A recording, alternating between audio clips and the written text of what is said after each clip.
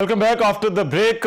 इंतखाबी schedule का ऐलान और इंतखाबी शेड्यूल के आने के बाद अगले मराहल कैसे तय होंगे और ऐसी सूरत हाल में जबकि सुप्रीम कोर्ट का फैसला भी आ गया है, इंतखाबात के हवाले से तमाम चासाराइयाँ अब ख़त्म हो गई हैं और इंतखाबात 8 फरवरी को ही हो रहे हैं। तो आगे मामलात किस तरह से बढ़ेंगे, इलेक्शन कमीशन की क्या जिम्मेदारियां हैं, वो इन मामलात को किस तरह से देखेगा या उसे देखना चाहिए, इस पर बात करने के लिए पिलडेट के सरबराह अहमद बिलाल महबूब साहब मेरे साथ मौजूद हैं। अहमद बिलाल महबूब साहब, बहुत शुक्रिया आपके वक्त का। अहमद बिलाल महबूब साहब, एक तो कल का जो फैसला आया है, सबसे पहले इस पर फरमाइएगा कि इलेक्शन कमीशन ने शेड्यूल नहीं दिया, जब फैसला आया तो अब शेड्यूल जारी हो गया है, तो क्या शेड्यूल जारी करने के लिए सुप्रीम कोर्ट के फैसले की वाकई जरूरत थी, आपको लगता है? नहीं, बिल्कुल जरूरी नहीं था, लेकिन उससे पहले एक और फैसला आ गया था हाई कोर्ट का। अगर वो ना आया होता तो मेरा ख्याल है कि ये 14 तारीख को स्केड्यूल जारी हो जाता, लेकिन चूंकि वो फैसला आ गया तो फिर उसकी वजह से ताखीर हो गई। अब उस फैसले को रिवर्स करवाने के लिए सुप्रीम कोर्ट का फैसला जरूरी था, तो इसलिए ये ताखीर हुई। लेकिन अल्लाह का शुक्र है कि ज्यादा ताखीर नहीं हुई और ये एक दिन के बाद ही without affecting the polling date ये फैसला आ गया और उसके साथ ही प्रोग्राम भी आ गया। अच्छा, आपको क्या लगता है ये मामला सुप्रीम कोर्ट तक जाने की जरूरत क्यों पेश आई, और क्या जो इलेक्टोरल प्रोसेस है उसको कोई जमानत नहीं हासिल, कोई तहफ़्फ़ुज़ नहीं हासिल कि अगर कोई अदालती फैसला आता है तो उसकी वजह से ये प्रोसेस डीरेल ना हो? जी हाँ, होना तो यही चाहिए, लेकिन रियल लाइफ में जब एनफोर्समेंट का मामला होता है, अब देखिए ये मामला तो बड़ा क्लियर था कि सुप्रीम कोर्ट ने एक फैसला दे दिया और वो इतना हाईली पब्लिसाइज्ड फैसला था कि 8 फरवरी की तारीख जो है ये पत्थर पर लकीर है, इसको किसी को करने की इजाजत ही देंगे, बल्कि कोई उसके बारे में शक भी फैलाएगा तो हम उसको तौहीन अदालत समझेंगे। इतनी वाज़ेह चीज के बावजूद हाई कोर्ट के एक मुअज़्ज़ज़ जज ये फैसला दे रहे हैं और स्टे ऑर्डर दे रहे हैं, जिसका मतलब ही ये था कि ये सारा प्रोग्राम सबोटैज हो जाए। तो ये तो एनफोर्समेंट का मसला है, इसमें कानून क्या करेगा? सुप्रीम कोर्ट का जो फैसला है उसकी हैसियत कानून की होती है। तो जब उन्होंने ये दे दिया था फैसला, तो चले एक आम शहरी अगर इसकी खिलाफ वर्जी करता तो चले किसी हद तक बात समझ में आती थी, लेकिन हाई कोर्ट के मुअज़्ज़ज़ जज ये काम कर रहे हैं, ये तो अदलिया को मेरे ख्याल में बिल्कुल अपनी इंट्रोस्पेक्शन करनी चाहिए। तो वो क्या कर रहे हैं, वो इस पूरे मुल्क को उन्होंने 24 घंटे के लिए एक बुखार में और इस्तराब में मुब्तला कर दिया इस फैसले की वजह से। तो ये एनफोर्समेंट का इशू है मेरे ख्याल में। ठीक, और आपको लगता है इस फैसले से इलेक्शन कमीशन मजबूत हुआ है? अदालत में मामला गया, वहां से ऑर्डर आया। बिल्कुल, ये मेरे ख्याल में हमारे यहाँ जो इलेक्टोरल प्रोसेस है अनफॉर्चुनेटली वो थोड़ा सा डिरेल होता रहा है। तो इस दफा अगर डिरेल फिर हो जाता तो रहा सहा एतमाद भी पूरे प्रोसेस पे खत्म हो जाता। तो सुप्रीम कोर्ट के टाइमली एक्शन की वजह से मैं समझता हूँ कि ये इलेक्टोरल प्रोसेस पे भी और डेमोक्रेटिक प्रोसेस में भी जो फेथ है, जो एतमाद है, वो थोड़ा सा बेहतर हुआ होगा और ये बहुत अच्छी बात है। ठीक है, और आपको लगता है अदालत ने जिस तरह से इस मामले को टेकअप किया है, मातहत अदलिया को एक तरह से गाइडलाइन दी है कि इस तरह के फैसले ना किए जाए जो इलेक्शन के पूरे सियासी अमल पर असरअंदाज हो, तो आपको लगता है इससे भी फर्क पड़ेगा, असरात होंगे? जी हाँ, बिल्कुल। अब ये मेरे ख्याल में इसके बाद तो कोई गुंजाइश होनी नहीं चाहिए गलती की।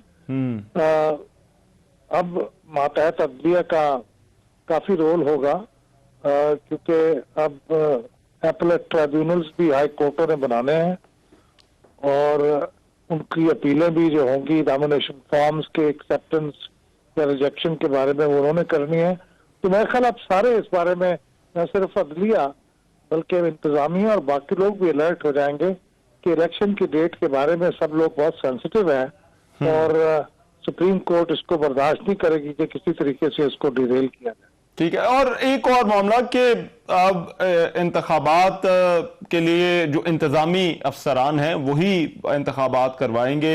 अब आपके ख्याल में इससे क्या फर्क पड़ सकता है? जो इलेक्टोरल एक्सरसाइज है उस पर यह फैसला किस तरह से असरअंदाज हो सकता है?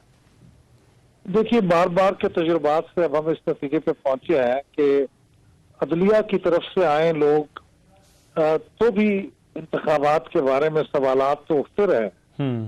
आरोज का इलेक्शन जब कहा गया था तो वो अदलिया के लोग ही तो थे। और फिर 2018 के इंतखाबात के बारे में सवाल उठाए गए, 2013 के इलेक्शन के बारे में सवालात उठाए गए, तो तब भी तो अदलिया के ही आरोज मौजूद थे। तो मेरे ख्याल में अदलिया से हो या इंतजामिया से हो, अगर टॉप लेवल पे कोई ऐसा इनिशिएटिव या ऐसी कोई एक्शन मौजूद है कि जो इलेक्शन के ऊपर असरअंदाज होने वाली है, तो फिर कोई फर्क नहीं पड़ता, फिर वो दोनों सूरतों में असरअंदाज होगा। और अगर टॉप लेवल पे कोई ऐसी चीज नहीं है तो फिर मेरे ख्याल में दोनों सूरतों में फेयर इलेक्शन होगा। मेरे ख्याल अब हमें इतना मैच्योर हो जाना चाहिए कि हमें इंतजामिया पे भी एतमाद करना चाहिए। और जहाँ पे कोई इक्का दुक्का ऐसे वाकयात हों कि इंतजामिया को फेवरेटिज्म का मुजाहरा करे, उसको जिस तरह दस्ता में एक बाकायदा एक मिसाल बनाया गया था, तो मिसाल बनाया जाए ऐसे आदमी के खिलाफ एक्शन लेके। लेकिन मेरे ख्याल में इंतजामिया के हों या अदलिया के हों, बहुत मार्जिनल सा फर्क है। हमारा साइकोलॉजिकल सा एक ख्याल है कि अदलिया के लोग होंगे तो बेहतर होंगे। इसमें एक टेक्निकल इशू भी है। देखिए, जब ये आरोज के जो फैसले होते हैं ना, इनके खिलाफ फिर वो अपील होती है, वो अदलिया में जाती है। तो अगर अदलिया पहले उसके अंदर मुलविस हो जाएगी तो फिर वो अदलिया की स्पेशलिटी पे बाद में सवाल उठते हैं।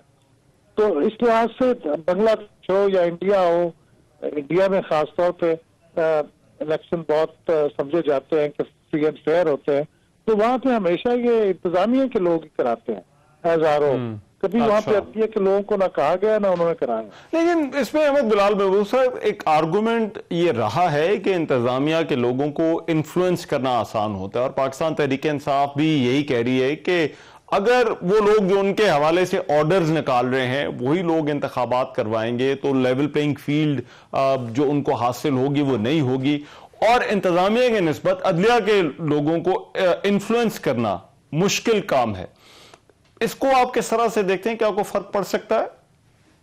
देखिए, ये मार्जिनल फर्क हो सकता है हो, लेकिन आप देखें कि ये उनके खिलाफ जो फैसले हैं इंतजामी, उनकी बुनियाद पे तो आप इस पूरे सिस्टम को कैसे डिस्क्रेडिट कर सकते हैं? क्योंकि अदलिया में भी तो कई लोग फैसले देते रहे हैं ना उनके खिलाफ। अभी हाल ही में इस्लामाबाद हाई कोर्ट के चीफ जस्टिस पे भी एतमाद किया है इमरान खान साहब ने।